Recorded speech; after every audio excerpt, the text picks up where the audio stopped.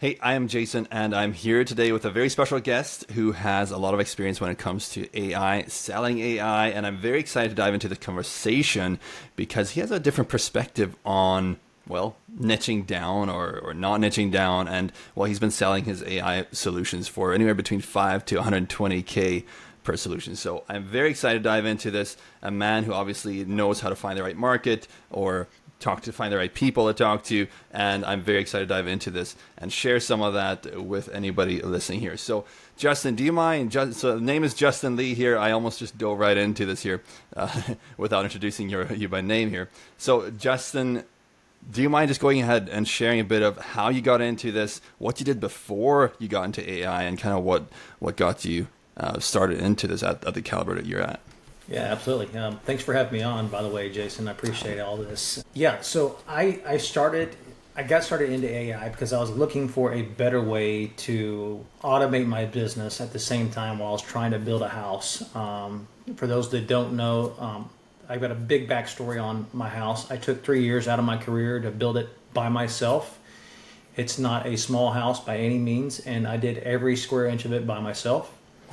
At the same time, I started a real estate investing business where I started buying and flipping properties, and I was doing that simultaneously while building the house. And so I had to have systems and processes in place in order to do that so I could finish the build on the house. Right. And so that's where I ran into GHL, and then going into GHL was awesome.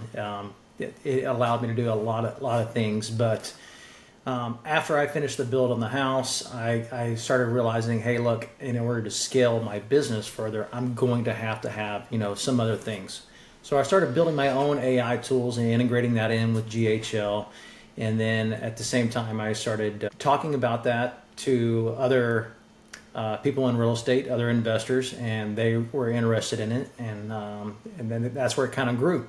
So I went from building my own AI into just playing with all the new features, I was getting so overwhelmed with all the new tech that was going in and not really growing my business any. So that's where I kind of focused in on going with other platforms that had somebody to do that for them already. That way I could focus on, growing my businesses all at the same time. And so, yeah, that's how I got started.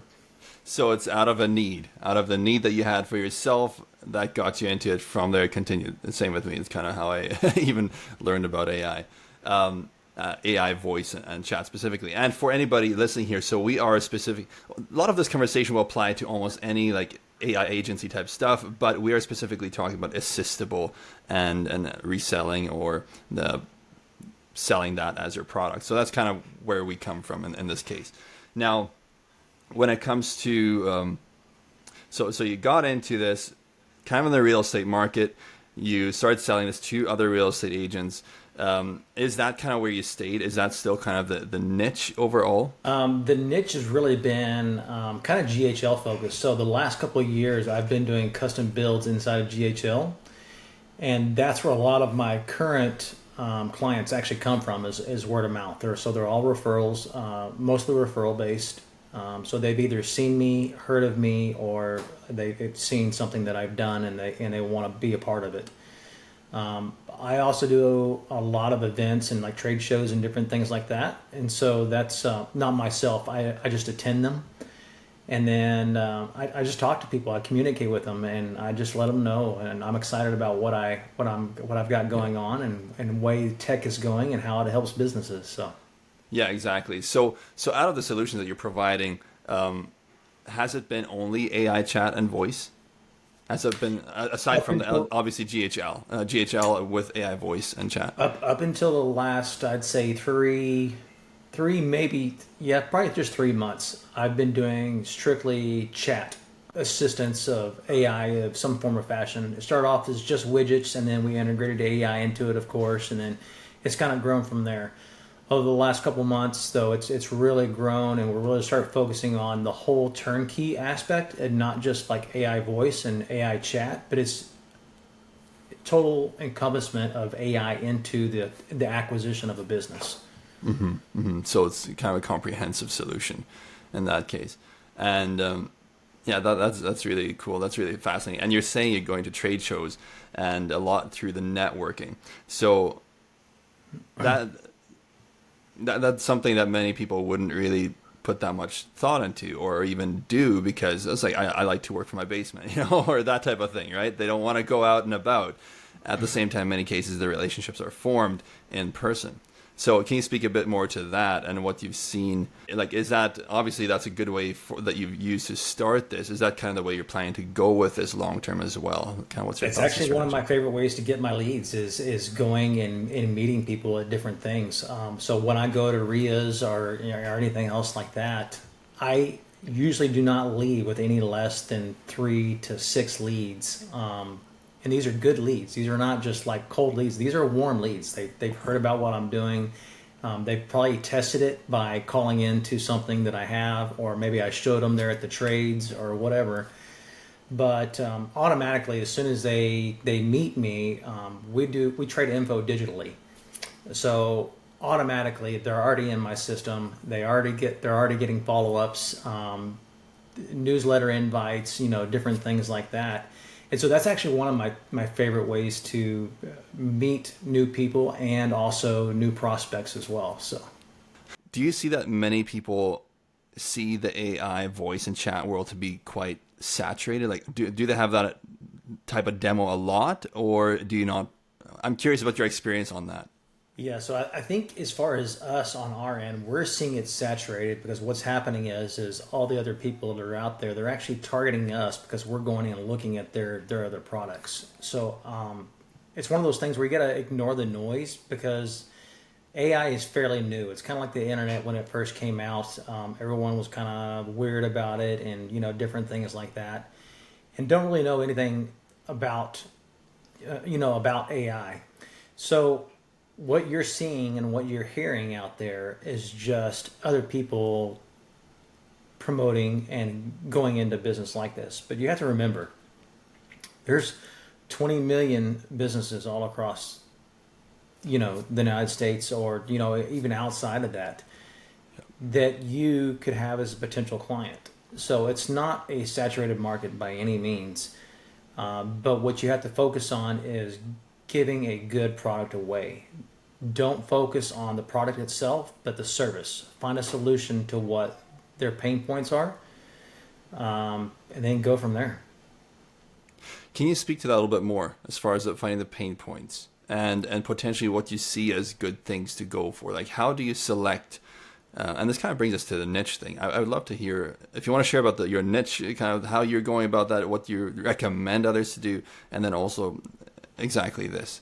Um, So, because of my networking and how I get my leads and how I network, I really don't have a niche. I service all businesses all the way across the board, and I have a lot of testimonials from different people across different niches as well. So, I really don't see myself as having the niche down, especially with the way I was doing custom builds inside of GHL and even outside GHL.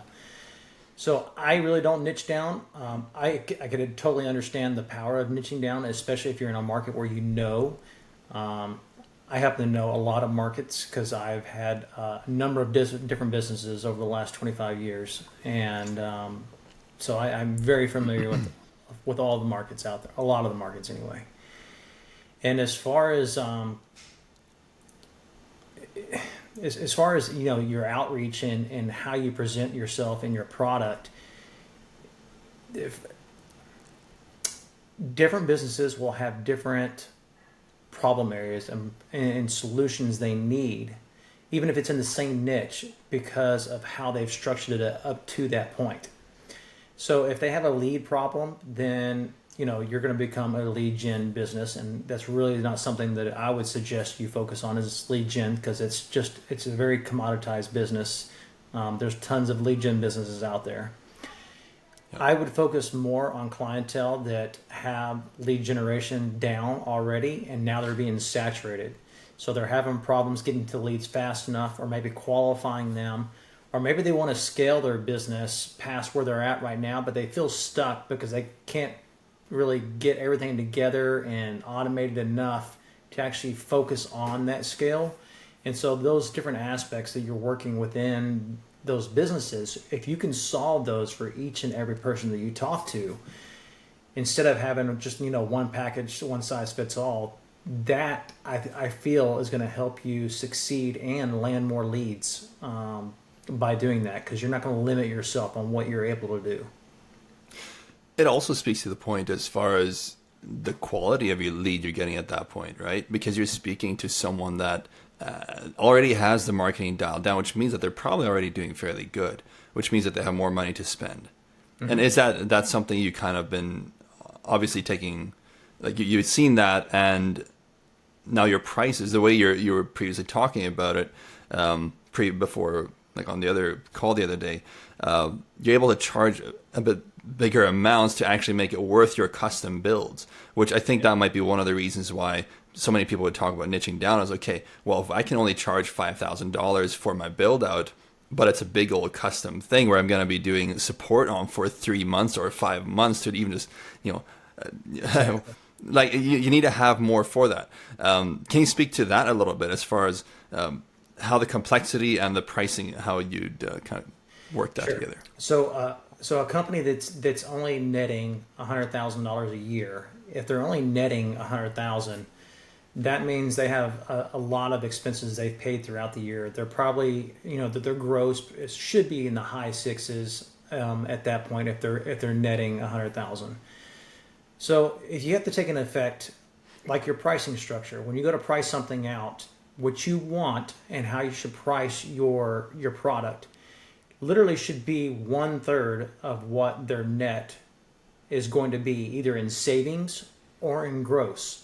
So how much you're going to make them or how much you're going to save them, it needs to be about the 1/3 mark. And it can fluctuate a little bit, give or take here or there. But following that price point, if you work on clients that are already successful with their leads, they're going to have the generation already and the money to move forward at a bigger price point, because they're not having to focus on that next sale, right? That next lead. Is it coming in? Is it not coming in? So now all you have to do is convert it faster for them so they can make more money, which will also in turn make you more money, because as they grow, your products can grow with them. That makes a lot of sense. A lot of sense, because obviously more money, and especially if it can be at a quicker speed, and business speed is of huge value, because especially if they're putting money into ad spend or whatever client acquisition system they have, if they can get that back quicker to put it back into the system, that's better, right? So it all comes down to, I guess, finding the right people to sell to and not trying to sell it to somebody who doesn't have money. Right. And that's just the nature of the game. And I think many of us may have been in the wrong, if you niche down, if you choose a wrong niche, then you're a real bind, because, you're selling to people who don't have the money to even pay for the services. Yep. And then the next step, obviously, as you're kind of mentioning here, is since the marketing side of it, client acquisition is so saturated, going to the next step actually for us is almost a benefit, because there's already typically more money that the business owner has to invest. So it's a win-win on that front. Yep, Now, if we want to, I would love for you to just kind of go through, let's say you started out from scratch now with the knowledge that you do have. How would you go about that, and kind of speak to it as, what would you recommend other people to do? What considerations should they have? And what are the first steps you would have to, let's say, get to a 6-figure business, say in 6 months or so? So everything depends on your running capital, right? Your starting capital. So one of two ways. If you don't have the capital to put a substantial amount into your business to make it succeed faster, what I would do is start off by finding a product that you believe in, and stick with it. And don't focus too much on the shiny objects that are out there. So in the tech world, there's a new product coming out about every 2 or 3 days, it seems like. Everyone's got the next best thing out there. Everyone has the next best product. This one's better than that one, whatever. The fact is that most of them will work out there.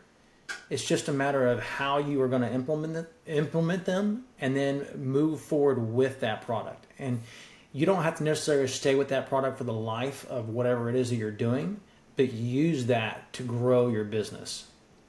And then the other way would be if you have the funds already, I would find someone that already has a clear cut plan in place, a snapshot or a pre-built system that's already in place, an already working product, put a little bit of money up front into it. And then I would take some mentoring if you have that capability as well as far as finances. Get some mentoring for about a month, 2 months, 3 months, whatever it is, however long you need. And then from there, really push into the product that you're trying to go with, right? Finalize your offer in that first couple of months. And then you also need to implement AI into your business all at the same time before you ever implement it into someone else's business. It's hard to demo a product if you're not using the product yourself. And so by doing that, you're going to believe in the product that much more. And if you believe in it, they will believe in it. And that's kind of how I feel the two different scenarios that you can go. So now in the case where there'd be less capital to get started, the step kind of more break it down even a bit narrower as far as how would you approach finding the right people to sell to? How would you go ahead and structure an offer? So at that point, if you don't have a niche already, what I would do is focus on whoever's needing the attention, right? You need to know what it is that you're wanting to do, right? So if you're just wanting to do, AI appointment setters, then do that. If you're just wanting to go with AI chatbots, then do that. Make that your focus and don't worry about anything else. And then back in the early 2000s, I started a sign business in one of the biggest businesses in cities in Texas. And I started it from the ground up. Literally opened up the shop, did the remodeling. Then I went to go find customers. Well, that was kind of backwards. I should have found my customers first and then built the shop, opened up everything else. But having done that, what I did is I actually pounded the pavement. I went business to business, door to door. I walked miles and miles, and I went and I talked to every business owner around 16 square miles of where I was at. And I grew my business really fast in my, it was an electric sign shop, so I had a sign business. And Cowboy Stadium actually bought my sign business out when they built their new stadium in Arlington. So Wow. yeah, Wow. but that's how I got started from literally nothing. I started a business with $2,500, and I used that on my lease. And then I went business to business and just talked to business owners. Hey, what do you need? What can I do for you? If I could, take care of your clients in this factor, or if I could answer all your calls after hours for this price, would you be interested? Or would you like to try my AI? Any number of different scenarios you can do, but as long as they have something to hold on while you're right there in front of them, whether it's a demo, a phone call, or anything else, you can almost sell. It could almost sell itself. Yeah. Yeah. 100%. And I love you kind of mentioning the demo part, because for people to believe something, they kind of need to see, especially in AI now, that's such a new thing out in the world. They're like, oh no, robotic voices, AI, oh no, it's not good enough for it to handle calls for me, right? And then they hear it, and I had this happen to me. And the lady, she's like, wow, I wouldn't even have known that wasn't AI. that wasn't a human. Sorry, I messed that one up. But it's just so real by now, right? And that we can do that and set it up custom for those businesses. It can be such a good, like to demonstrate it in such a way. It can be so powerful. A lot of people are clueless what AI can actually do, and they're kind of confused about what AI actually is. So a lot of people think that, ChatGPT, they've heard it or they've seen a demo of ChatGPT, or maybe even they use ChatGPT a little bit themselves. And they're like, oh, it's just AI. I don't really know about that. But seeing the power of what an automation like that could do, like just answering the phone, right? Have AI call them while you're standing there right in front of them. Oh, like, you might want to get that. I think that one's for you. No, really, you can go ahead and get it. Pick it up, and they're literally talking to your AI that you set up for that purpose only. And it could be the AI could be pitching for your own business, or you could be demonstrating their business for them that you've already set up prior to going to them. It doesn't really matter. The fact that they're going to talk to that assistant and then the wheels will start turning in their head, and they're going to be like, Yep. "Oh, this is what AI can do." Yeah. Yeah. Yeah. It's amazing to see people's wheels spin. And for me, I'm kind of the, like, I would recommend niching down typically. But how do you niche down? This is what I was doing is I went door to door, or basically on my contacts list, people that I knew, business owners. I would talk to them, right? And there's so many different niches, so many different businesses. But among that list of them, I found two in the same niche that both saw the value. And I was like, okay, now I know where I'm going. And it's just finding that, right? And now it doesn't, I wouldn't have needed to stick to that. Like, there's other people interested as well, but not with that same amount of, I guess, they didn't see it as clearly. The application would have been more difficult potentially.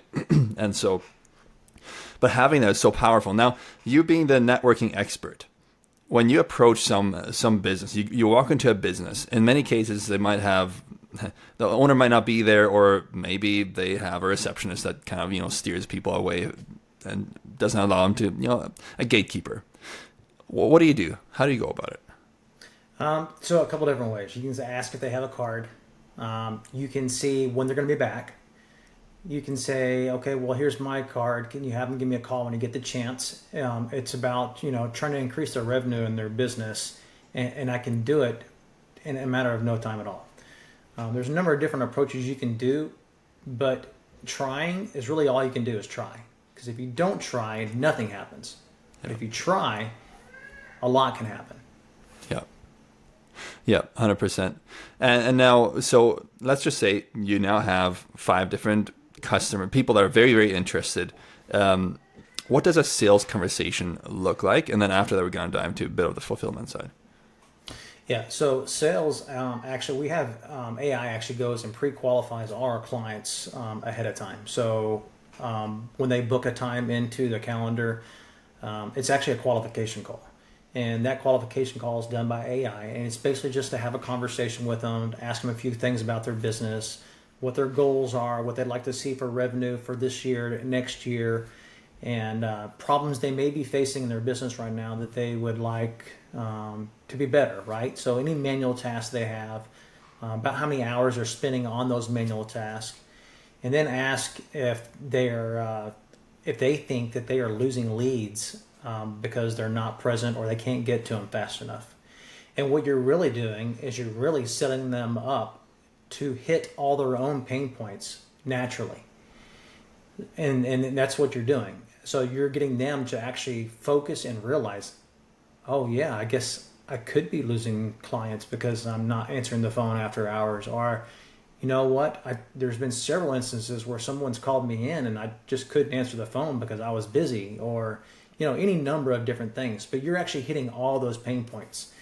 And then at the end of the call, you have the opportunity to book into your actual time to talk to either yourself or someone on your team about implementing some kind of strategy into their business to help them relieve that stress.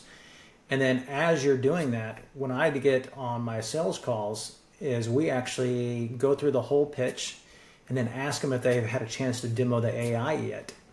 And I would say probably 90% of the time they're like, no, I haven't got a chance yet. I mean, can we do that? I was like, well, actually, everything up to this point has been done 100% by AI. And that's when their jaws drop. They're like, really? Oh, that's amazing. That's amazing. Wow. Yeah. Yeah, that way, then they are certainly sold on the product because they have seen it in action without seeing it in action. Yep. That's pretty neat. Pretty neat indeed. So with that, now we have those 5 customers. Let's say it was 100% close rate to fulfill for that on that. How do you typically structure the fulfillment as far as how much time do you allow yourself to do that? Do you have staff on board to do that? How do you take care of things of that nature? So depending on how extensive it is, if it's a when I say a simple build, it's 6 to 10 agents, assistants, and it takes 2-3 weeks to build. I will do the majority of it myself and then pass it on to one of our assistants that kind of help us out.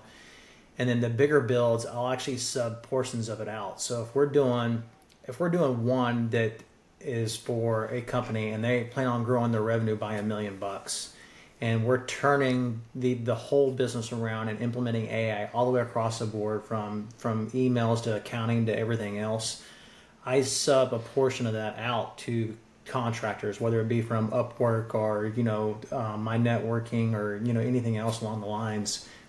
That's where I'll do a majority of that and to just kind of oversee the end result, the end product.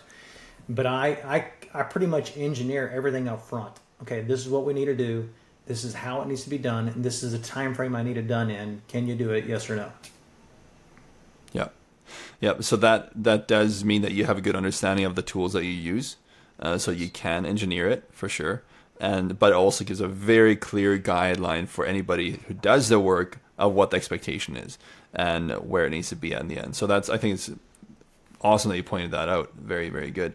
And now let's again go back to the point where somebody is starting new in this AI world and they are not sure if they should be delegating or not. How would you approach that? At what point would you be like, okay, you should probably delegate this? Pretty much when they get to the point where they're focusing most of their time on builds, they need to find someone else to help them with their builds so they can start growing their business, right? So you can't do sales, you can't do networking or lead gen or anything else if you're focusing on the builds themselves. So once you get to the point where you're doing more than 2 or 3 builds and those builds are 5, 10, 15K a month, that's when I would start looking for help, whether it's a VA to help you part-time or whether it's somebody that's full-time. It depends on how much money you're putting into the business and how fast you're growing your business. But when you get to that point and you're wanting to grow past that point and you're wanting to scale, then I would definitely hire more people. Now, if you're comfortable with where you're at and you like doing this, pretty much full-time, you like having 2 or 3 clients a month and just kind of taking your time, then by all means do the builds. They're not hard. They're fairly easy, and once you do 2 or 3 of them, they become easier. So. Yep, 100%. Now we mentioned the pricing a little bit beforehand. Do you mind so we talked kind of about, I think it was not so much considering the front or okay. Let me rethink this here. I think you mentioned a third of what otherwise their total cost, gross cost would be. And would that include any, is that over the year? How would you do that as far as a setup fee potentially? Because you are spending a lot of dedicated time. And if you're doing that for, say $100 per month later on revenue, well, I don't know, that doesn't make sense. Is it, even if it were 500, even then for you to spend 2 weeks to set it up without any setup fee doesn't make sense. How do you structure that? What's your recommendation on that? Yeah, so depending on how big the build is, of course, you want to get a good chunk up front. And if you're not getting the full thing up front, I would do at least a third and then build out the other third when you're a good portion of the way through, and then the other third at turnover if you wanted to do it that way.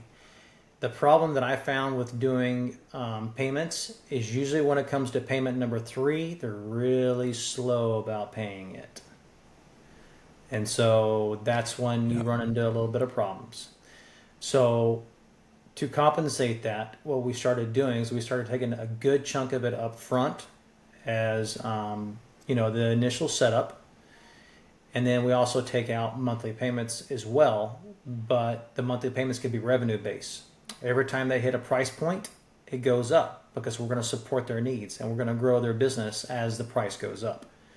So as they start having more revenue, they start having more income coming in, their needs are going to grow, and you're able to do that pretty seamlessly by having your once a month meeting with them and saying, hey, it looks like AI has been kicking butt this week. They've got you 27 new sales.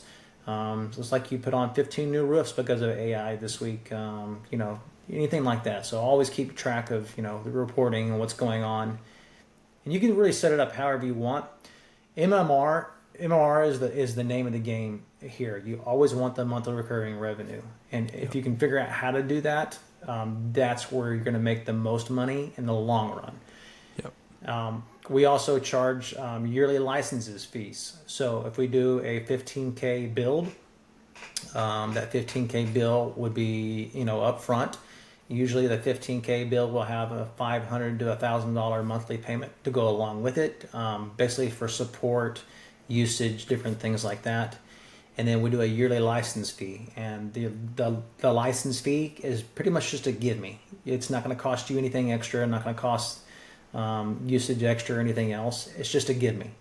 And so you can do 1/3 or better of that. So about half, 50 cents to 1/3 of the actual cost just for the yearly license. Okay. Oh, there we go. Love it.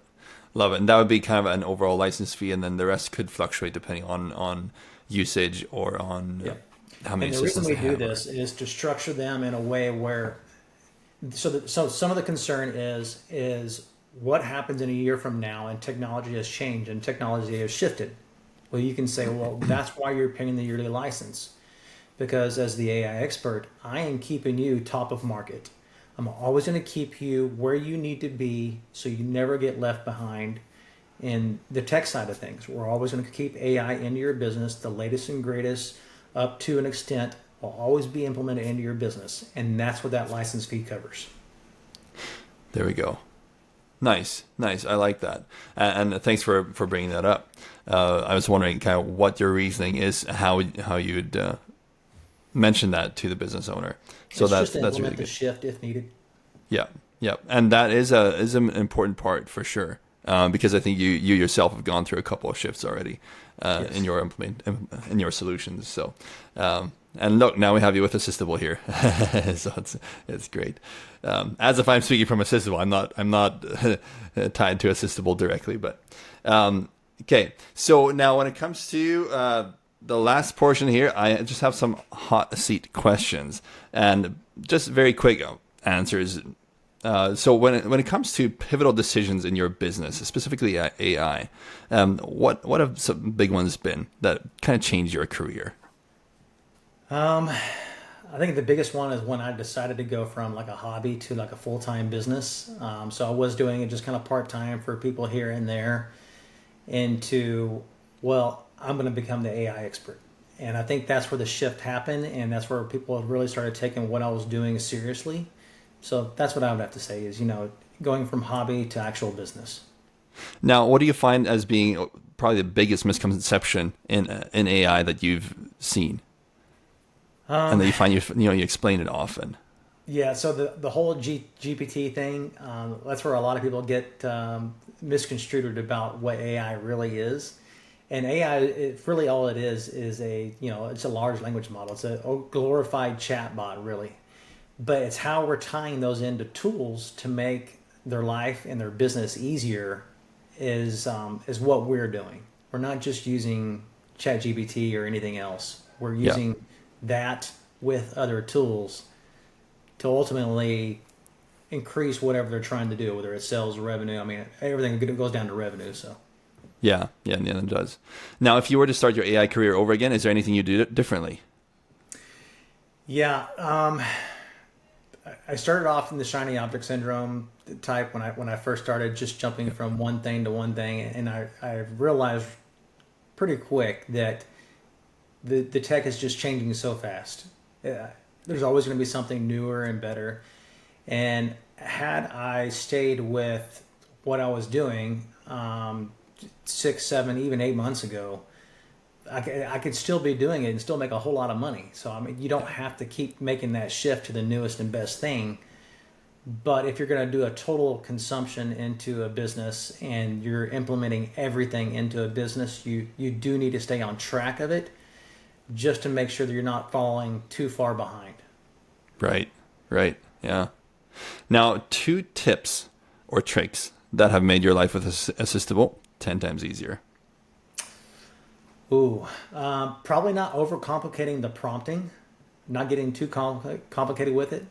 AI is actually pretty smart with how it's able to understand different industry needs and actually the wants and conversations, right? Without having to go too far in depth into what you're trying to put into the actual prompt. Also, not getting so lost into actually trying to control the conversation as far as actual scripts go. Just give it guidelines. Guidelines work a lot better than actual full-blown scripts, because if you put a script in, it will seem scripted. And it doesn't matter how you prompt AI to go along. Conversational will only be conversational so far, as long as the next one is already determined, right? So if you just keep it natural and there's always a certain pick around, and you let AI kind of do its thing and you just give it parameters to follow, I find that the conversations and the turnovers are actually a lot better. So the conversations actually appear a lot more human as far as being able to handle variations of questions, right? Yeah. Not so much reading off the script VA type. And that's what it's going down to, is it seems like a VA is reading off a script, and that's what you don't want. Yeah. 100%. And that's, well, you were speaking to AI being like so smart as far as just kind of even handling different topics, coming up with different questions and stuff like that. I've been amazed at, so I have a bit of a self-selling demo, kind of like Zappy Chat had, right? A similar thing. But what I've done is it scrapes a website, and then from there it will go ahead and come up with right qualification questions, right? On the fly, on the call. And I've been amazed at how good those questions can be. Like, mention that you're a pig farmer and have it come up with qualification questions. It's amazing what it comes up with. Yeah, exactly. And so just kind of giving it the freedom to do that, because honestly, it has a lot more information than what we have. Exactly. It's literally an encyclopedia of knowledge. If you put a leash on that knowledge, you're only going to get a certain result. And by taking the leash off and letting it kind of roam free, do its thing, be the stallion that it is, you're able to have a more creative conversation. And that really is what it comes down to, is the creativity in the conversation is what keeps people involved. Yep. 100%. Well, Justin, thank you so much for your time here. If someone wants to learn more about you, what you do, where can they find you? They can find me on anywhere they want to. I'm on YouTube, thetechstack.ai, across all platforms. And they can actually go visit thetechstack.ai and kind of demo some of the AI that we've done. And if they want to hear some good voices, they can go do that as well. There we go. And if they want to book a time on my calendar, you can do that there as well too. So fantastic. Yeah, that's awesome. Everybody, cheers to Justin. Thanks for coming on. I really appreciate that. And I'm sure a lot of folks will get a lot of value from this. So thanks a lot for coming on. Yeah, absolutely, man. Appreciate you having me. 100%. All right. Take care. All right.